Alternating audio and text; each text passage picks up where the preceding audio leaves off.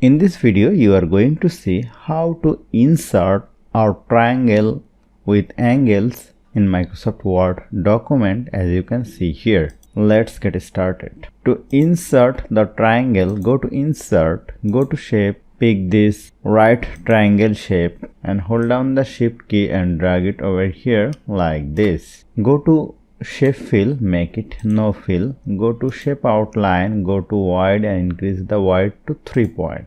Again go to Insert, go to Shape, pick a rectangle shape and drag it like this to make the angle. Go to Shape Fill, make it No Fill, go to Shape Outline, go to Wide and make it 3 points. To make these two angles, go to Insert, go to Shape, select this arc shape, hold down the Shift key and drag it like this. Go to Shape Outline and go to Wide and make it 3 points and go to Shape Outline and select this color. Rotate it like this, place it over here and use this yellow point to adjust it. Press Ctrl D to duplicate, rotate it and place it like this and adjust it. Now I have to write the angle. To insert the degree symbol, go to Insert, go to Shape, pick a text box, drag it over here like this.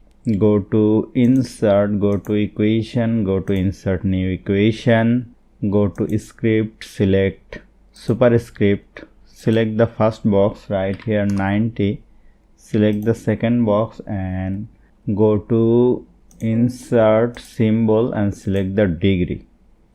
Now select the text box, go to Shape Format, Shape Outline, make it No Outline, go to Shape Fill, make it No Fill. Now let me reduce its size and place it like this. Press Ctrl D to duplicate, place it over here. Press Ctrl D to duplicate and place it like this. Change the degree from here.